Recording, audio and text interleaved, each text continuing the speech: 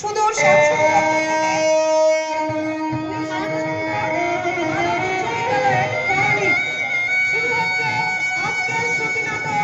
মহেশ।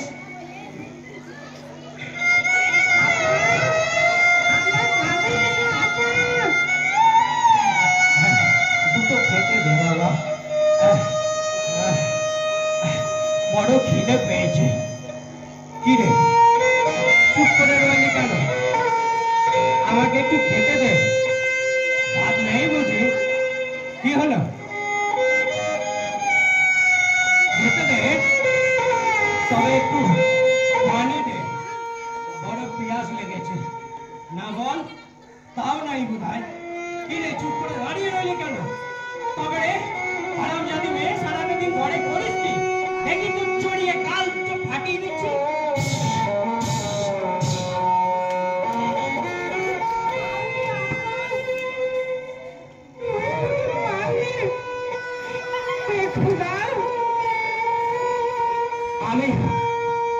আমি 10 বছরের মেয়েটাকে মারলাম। মামারা মেয়ে, আমি কি ভুল করলাম? আমি কি ভুল করলাম? আমি কি ভুল করলাম? আমি কি ভুল করলাম?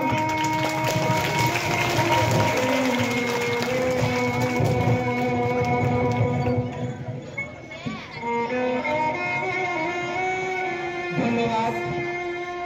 উপস্থিত গুরুজনদের জানাই আমি সশ্রদ্ধ প্রণাম এবং ইসলাম সম্প্রদায়ের মানুষদের জানাই হাজারো সালাম। সমবয়সীদের জানাই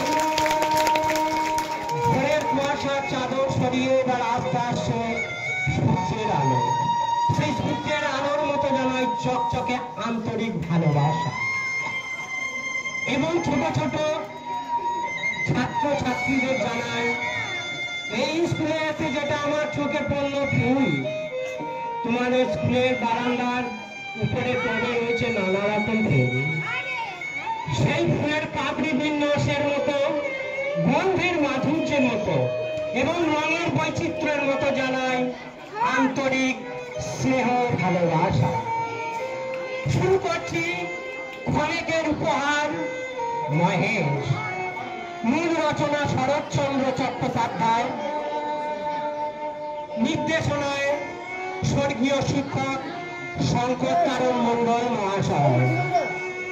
কাহিনী নাট্যরূপ ভিন্ন ভিন্ন চরিত্রে এবং ভিন্ন ভিন্ন কণ্ঠে বালক চন্দ্রবাদ। শুরু করছি ক্ষণিকের উপহার মহেশ।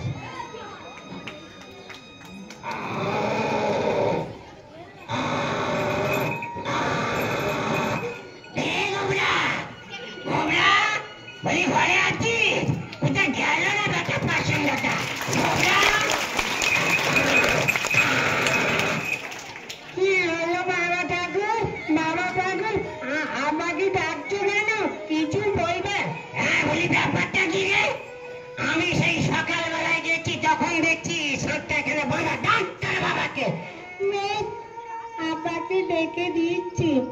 আব্বা, আব্বা তোমাকে ডাকছি।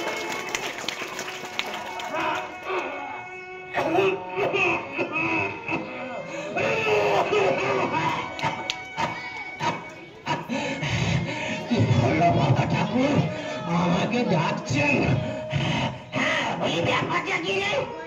সকালবেলায় যখন ওই জমিদার বাবুর ছোট মেয়ের অন্নপ্রাশনে পুজো করতে যায়, তখনও দেখছি ওই বাংলা গাছের ৬০টা বাঁধা। এখন 2 পাগল হলো।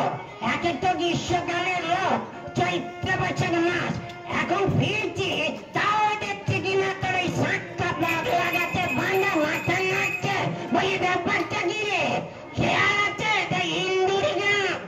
কি করবো বাবা ঠাকুর, 2 দিন ধরে জ্বরে পড়ে আছি, বড় লাছাড়ে পড়েছি। ধরে ধরে যে দুঃখ তো খাইয়ে আনবো, মাথা ঘুরে পড়ে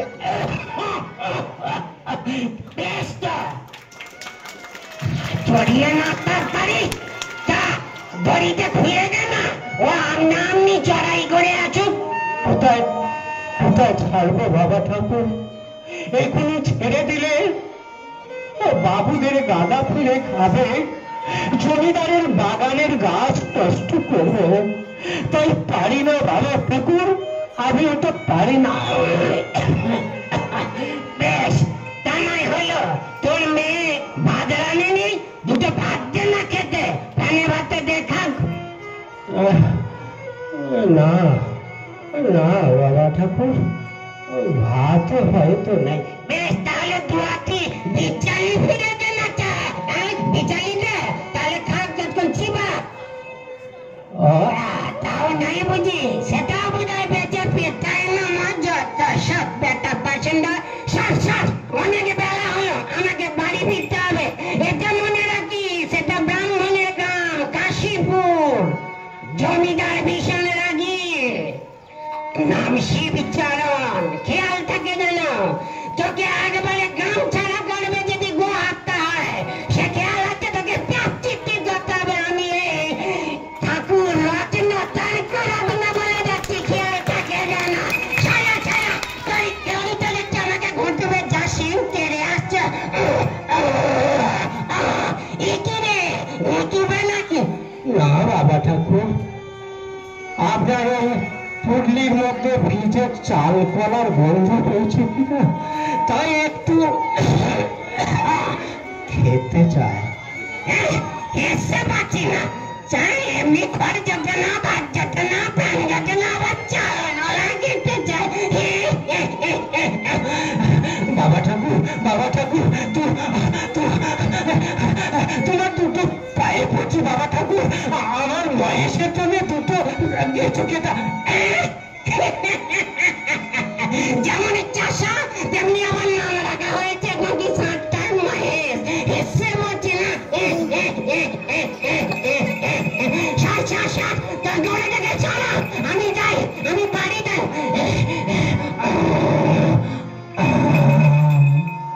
মহেশ, তোকে দিল না রে, কি করি বল? ওদের অনেক আছে, তবু তোকে এক দুটো খেতে দিল না রে, কি করি বল? তোকে ছেড়ে দিলে লোকের গাছ খাবি, বাগান নষ্ট করবি। পর 2 বছর খরা হলো, মাটির ঘাস মাঠে শুকিয়ে গেছে, এখন আমি তোকে নিয়ে কি করি বল? লোকে বলে তোকে ঘাটাও বেঁচে ফেলতো, কিন্তু পারি না রে মহেশ, পারি না। পর 8 সম্পত্তি পালন করে তুই বুড়ো হয়েছিস, তুই আমার ছেলে, আমি তো বেঁচে যেতে পারি না। না রে, মাথা নাড়িস না রে, আমি তোকে বেঁধবো না বাবা মহেশ, তোকে আমি বেঁধবো না রে। তোর গায়ে হাত মিলিয়ে দিচ্ছি, তুই গলাটা বাড়িয়ে দিচ্ছিস বাবা। আচ্ছা দাঁড়া, এই সময় আমি না ঘরে আছে, তোকে 2 চাল থেকে খড় ফেলে দিচ্ছি, তুই তাড়াতাড়ি খেয়ে নে।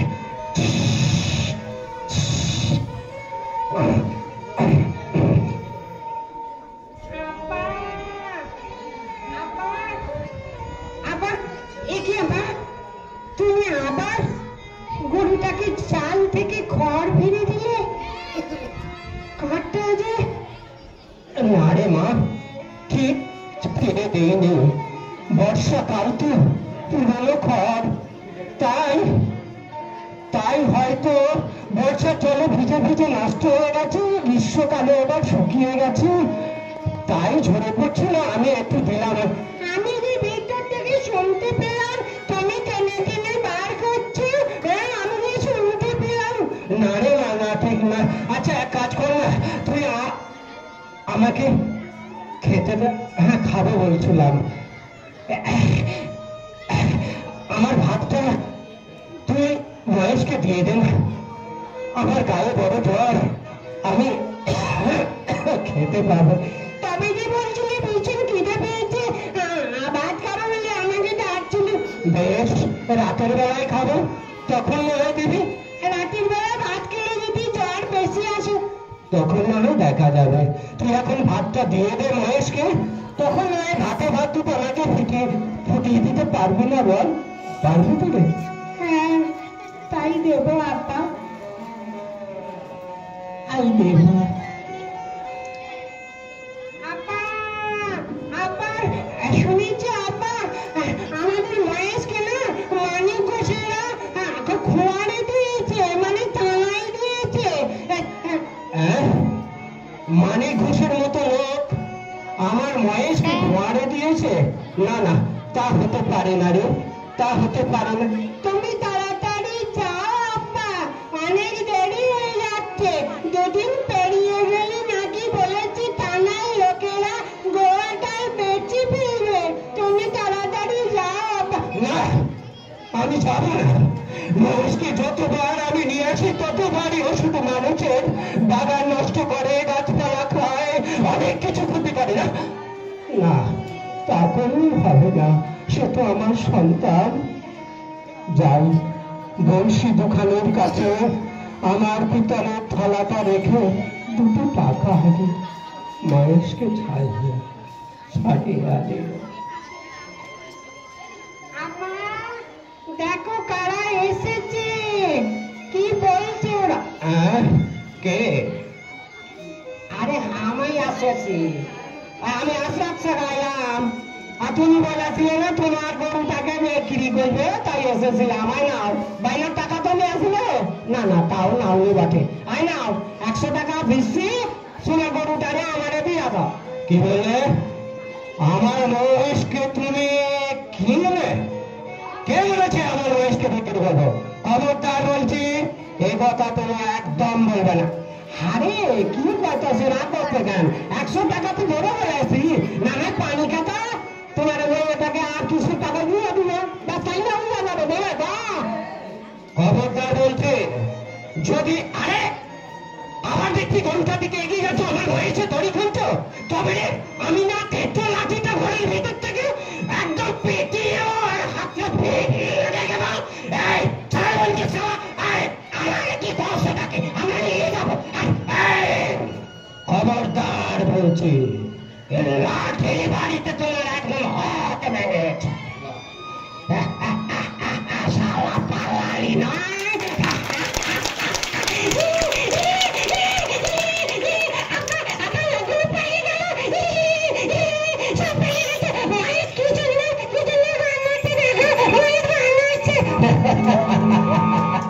শালা এজ লাগছে আমার মহেশকে নিয়ে দিয়ে।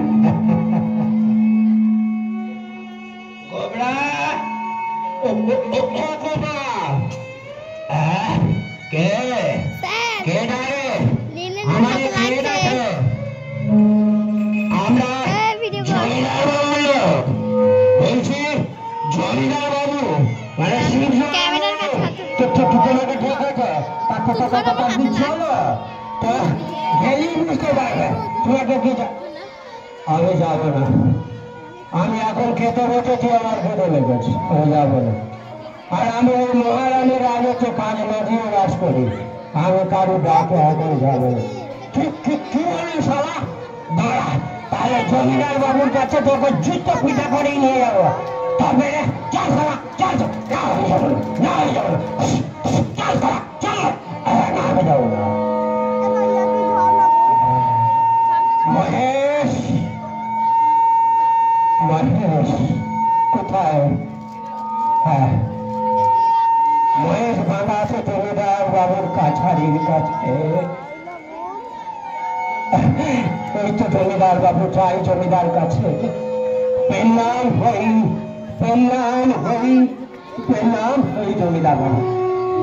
আরে গোবরা, গোবরা, আমি বলুন বলুন বলুন জমিদার বাবু, কি বলছেন? বলছি তোর মহেশ, তোর গরুটা কি অন্যায় করেছে জানিস? হ্যাঁ হ্যাঁ জানি বাবু, জানি। বল, তুই নাকি তোর ওই গরুটাকে বিক্রি করতে গেছিলি গোয়াটা? না বাবু, ঠিক তা নয়। কথা হয়েছিল, এসে গিয়েছিল, কিন্তু আমি বিক্রি করিনি। তা যদি মনে থাকি তার জন্য আমি এই নাক খপেছি। তা কত দিতে হবে? ওই দেয়াল থেকে ঘরে এই প্রান্ত পর্যন্ত। ঠিক আছে, আচ্ছা আচ্ছা, বেশ, নাক খপ দেওয়া হলো। এরপরে আর কি অন্যায় তুই সেটা জানিস? তোর গরুটা আমার মেয়েকে শিং দিয়ে ফেলে দিয়েছিল, বাগানের গাছ খেয়েছিল, এবং সেটাকে তাড়াতে গেলেও ফেলে দেয়, ধানও ছড়িয়েছে। জানিস এই সব অপরাধের জন্য তোর কতখানি অপরাধ কি সাজা হতে পারে? বাবু, ওগুলো তো আমার মহেশ করেনি, করেছি আমি বাবু, করেছি আমি। তাই যা সাজা দিবার আমাকে দিয়ে, ও আমার ছেলে, ওকে সাজা দিতে পারি না বাবু। বেশ, তুই নাকি বলেছিস খাজনা দিয়ে বাস করিস? তুই জানিস কার রাজত্বে বাস করছিস? বলপর 3 পুরুষ হলো তোরা আমার এই জমিদারিতে বাস করছিস। ন্যায় ধরে কে আছিস? চাবুকটাও ওর পিঠের চামড়াখানা আমি তুলে নেই।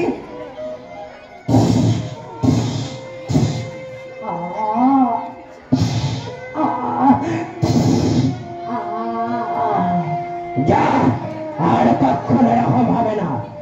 কে আছিস? ওর গরুটা সহ এবার ছেড়ে দে, ভালোই তো পাঠানো হয়েছে, ছেড়ে দে। দাঁড়া মহেশ, অত তাড়াতাড়ি যাস না রে, আমি তো অসুস্থ, আমি বুড়ো হয়েছি, আর আমি তোর সঙ্গে ছুটে যেতে পারবো না। ওই তো আমরা ঘরের কাছে এসে গেছি রে মহেশ, আমরা ঘরের কাছে এসে গেছি। আমি না, আমি না, আমি না।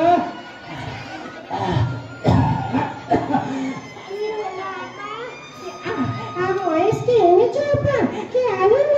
মহেশ কি সুন্দর তাকে ঘর নাচছে, কি সুন্দর আমাকে দেখছে, আমার গা চাচ্ছে। এই তো মহেশ, এই তো, এই যে তুই চলে এসেছি। মহেশ, মহেশ, তোকে আমি কত কষ্ট দিয়েছি রে মহেশ। আমাদের খাবারের যে ভাগটুকু ছিল সেটা ভেবেছিলাম তোকে দেবো, কিন্তু অভাবের তাড়নায় সেটাও আমরা তোকে দিতে পারিনি। আমি না, বেতন এক ঘটি পানি দে, আমার বড় পিয়াসা লেগেছে। কি হলো রে, চুপ করে দাঁড়িয়ে রইলি কেন? দে। হ্যাঁ, মহেশ খাবে বলে গান নাচছে, দে। নেই বুঝি? সারাটা দিন করিস নাকি ঘরে বসে? তবে রে চড়িয়ে তোর গাল ফাটিয়ে দিই। আমাকে মারলে আবার? আমি পানি আনতে যাচ্ছি, আমি পানি আনতে যাচ্ছি। খোদা, আমি কি ভুল কাজ করলাম? একে তো গ্রীষ্মকাল, তার উপর আমরা জাতিতে মুসলমান, হিন্দু সমাজের মানুষেরা কখনোই আমার মা মরা 10 বছরের মেয়েটাকে একটু সুযোগ দেবে, তারপরে তেতলার পানি আনতে পারে। আমি কি ভুল করলাম খোদা? আমি কি ভুল কাজ করলাম?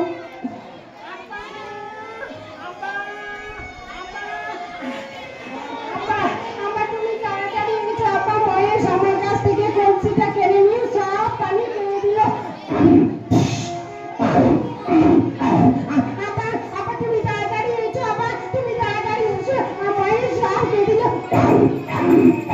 মহেশ, মহেশ, মহেশ, ছাড় বলছি মহেশ।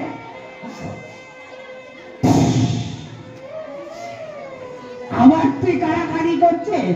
মহেশ ছাড়, ছাড় মহেশ, ছাড়। আমি না, আমি না, দে তো আমাকে, আমাকে নাগলের ফলাটা দে তো, দেখি একবার, দে তো নাগলের ফলাটা। ছাড়, ছাড় বলছি মহেশ, মহেশ ছাড়।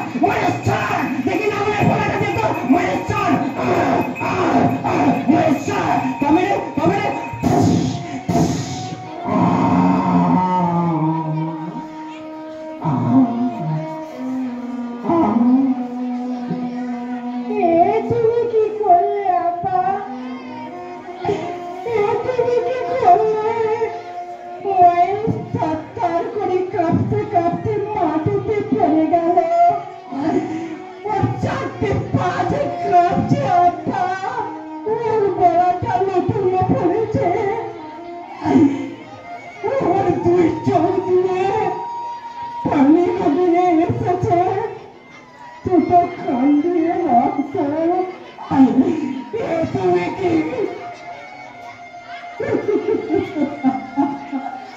মহেশ, আমি কি করলাম? একবার গলাটা আমার দিকে বাড়িয়ে দে, আমি তোর গলাটা কাটবো রে বাবা। তুই যে আমার ছেলে রে মহেশ, তুই আমার ছেলে। আমি না চল, অনেক দূরে হয়ে গেছে রে, এবার গ্রাম থেকে আসবে মুছির পর তারা বসে বেলে কানে করে নিয়ে যাবে ভাগারে। মুচিরা এসে চকচকে ছুরি দিয়ে আমাদের মহেশের গা থেকে ছাল ছাড়িয়ে নেবে, চামড়া ছাড়াবে।